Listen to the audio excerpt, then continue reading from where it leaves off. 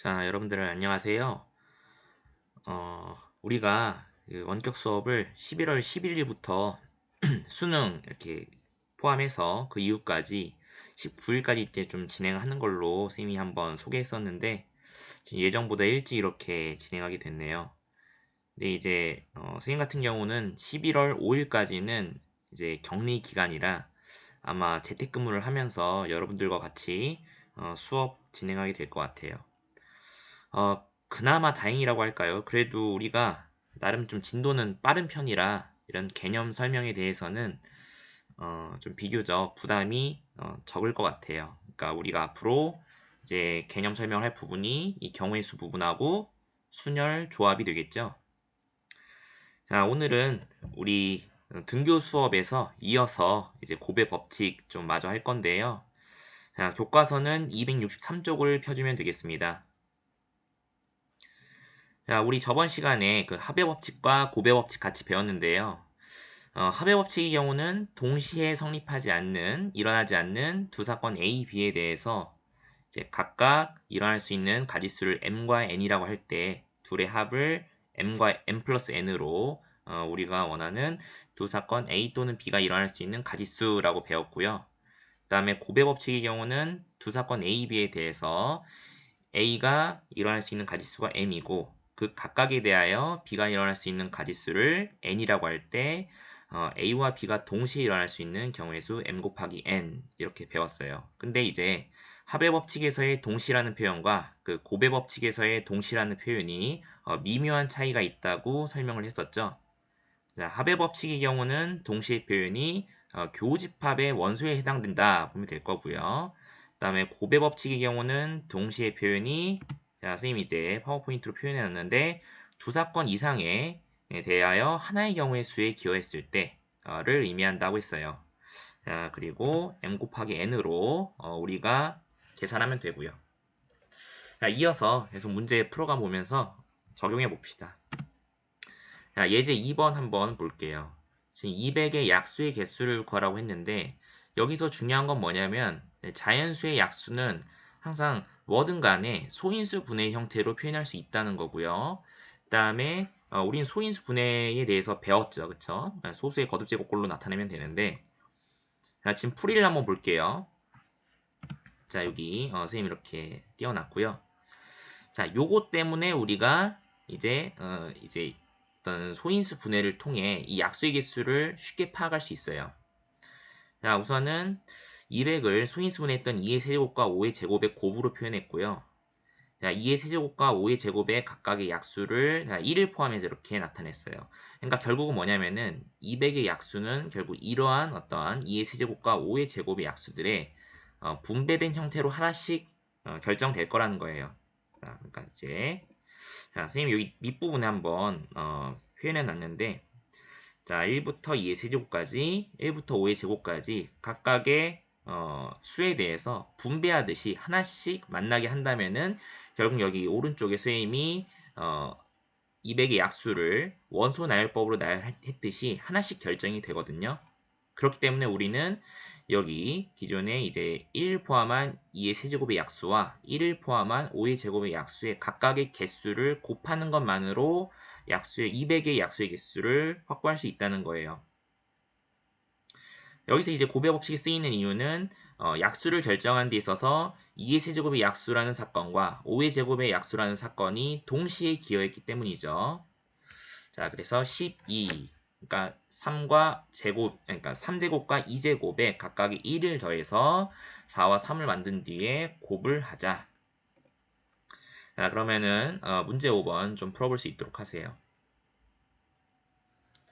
자, 다 풀었다 생각하고요. 한번 앞서 비슷한 방법으로 약수의 개수를 확인해 볼게요.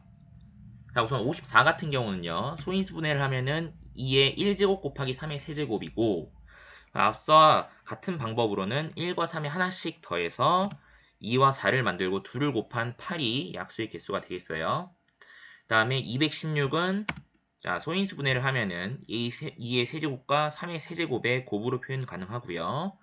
각각도 거듭제곱에 1을 더한 4와 4의 곱인 16이 약수의 개수가 되겠죠. 자, 다음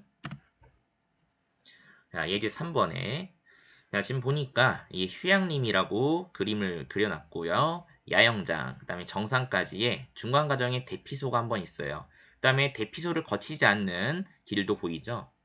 자, 근데 이 상황에 대해 지금 1, 2번에 대한 물음에 답을 하래요. 자, 우선 첫 번째에 야영장에서 대피소를 거쳐서 정상까지 가는 경우, 그러니까 지금 이 그림상으로 봤을 때, 자, 스님이 지금 빨간색으로 표현을 해놨죠. 지금 이 부분에 해당되는 야영장에서 이제 정상까지 갈 수 있는 경우의 수를 우리가 확보를 해야 돼요. 그러면은 지금 야영장에서 대피소까지의 가짓수랑 그 다음에 대피소에서 정상에서의 그 가짓수가 사실 뭐예요? 잇따라 일어나야죠. 그쵸? 그러니까 결국은 고배 법칙을 이용해서 이 경우의 수를 구할 수 있어요. 즉 여기는 이제 야영장에서 대피소까지는 세 가지 경우고 그 다음에 대피소에서 정상까지는 네 가지의 길이 있으니까 3과 4를 곱해서 12라고 경우의 수를 구하면 되겠고요. 다음 두 번째, 야영장에서 정상까지 가는 모든 경우의 수. 그러니까 이제 대피소를 거치고 거치지 않고를 불문하고 모든 것을 다 따지는 거니까 경우를 대피소를 거치는 것과 거치지 않는 것으로 나눠야겠어요. 그러니까 거치는 경우는 이미 앞에서 우리가 12가지로 확보를 했고요. 거치지 않는 경우에 대해서는 여기 빨간색으로 다음 거치지 않는 경우는 이제 파란색으로 선생님이 길을 표현해 놨고요. 여긴 지금 두 가지밖에 없죠. 그래서 지금 빨간색과 파란색은 동시에 성립할 수 없어요. 그렇죠? 그렇기 때문에 합의 법칙을 이용해서 둘을 더해 14라고 대답하면 되겠죠. 자, 넘어가서 문제 6번 한번 풀어봅시다. 자, 다 풀었다 생각하고요. 바로 풀이 진행하겠습니다. 지금 A, B, C, D라는 각각의 점에 길을 조금씩 연결해 놨고요. 궁극적인 물음은 A 지점으로부터 B 지점까지 가는 경우의 수를 구하는 거예요. 근데 이제 조건이 같은 지점을 2번 이상 지나지 않는다고 되어 있죠. 자, 여기서 어떻게 우리가 사건을 나눌 거냐면은 자, 우선은 A에서 D를 갈 때 지금 B나 C를 거칠 수밖에 없어요. 그래서 자, B를 거치는 사건에 대해서 선생님이 지금 경우의 수를 구했는데 자, 요 이유는 A에서 B까지는 지금 하나의 길밖에 없고요. B에서 D는 세 가지의 길이 있어요. 그러니까 앞서의 방법처럼 이게 연이어서 일어나 줘야 A에서 D까지 도달할 수 있으니까 고배 법칙을 이용해서 둘을 곱했어요. 다음 자, B가 아닌 이번엔 C를 거쳐서 D까지 도달할 수 있어요. 그래서 A에서 C까지 두 가지 길, C에서 D까지 한 가지 길, 그래서 2와 2를 곱 두 가지. 자, 다음 A, B, C, D. 자, 이런 식으로 거쳐도 상관없겠죠. 우리는 같은 지점을 2번 이상만 지나지 않는다면은 모든 경우를 다 따져줘야 돼요. 그렇기 때문에 자, A, B, C, D 이런 식으로 거쳐도 지금 그 조건에 위배가 되지 않죠. 그래서 또 각각에 대해 사이에 놓여 있는 길의 개수를 한번 따져보니까 다 한 가지씩밖에 없어요. 그래서 1 곱하기 1 곱하기 1. 그쵸? 요 세 가지가 연이어 잇따라 일어나 줘야 우리가 D까지 도달할 수 있으니까 곱을 이용해도 근데 어차피 한 가지밖에 안 나와요. 다음에 마지막으로는 A, C, B, D 자, 요런 식으로 진행을 하면은 각각 두 가지, 한 가지, 세 가지 길이 있으니까 모두 곱해서 6, 6가지다. 근데 요것들이 동시에 성립할 수는 없어요. 그렇기 때문에 이제 하회 법칙을 이용해야겠죠. 그러니까 각각의 사건에 대해서 우리가 고배 법칙으로 가짓수를 구하고 전체적으로 봤을 때는 동시에 성립하진 않으니까 자, 다 더해서 합의 법칙을 적용 12가지다 보면 될 것 같아요. 자, 다음 자, 이제 생각 넓히기 여기 마지막입니다.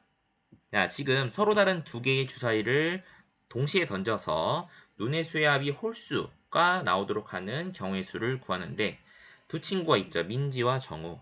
이제 선생님이 한번 설명을 했었는데 이 서로 다르다라는 조건이 결국은 구분이 된다. 그다음에 순서가 있다. 그죠? 그런 식으로 우리가 일맥상통하게 판단할 수 있다고 했어요. 그래서 상황에 따라서 우리가 순서쌍을 이용하면은 각각의 경우의 수를 구하기 쉽다고 했죠. 자, 우선은 민지는 지금 얘기하기를 합이 홀수인 경우를 하나씩 다 나열했어요. 그죠? 두 주사위의 눈이 합이 가장 작은 땐 2고 가장 클 땐 12인데 그 사이의 홀수는 3, 5, 7, 9, 11 이렇게 5가지 있어요. 다음에 정우의 방법은 이제 합이 홀수인 경우를 아까 이제 짝수와 홀수 또는 홀수와 짝수의 합밖에 없지 않냐. 그러니까 그렇게 해서 나올 수 있는 각각의 경우의 수를 계산해 보자라는 거예요.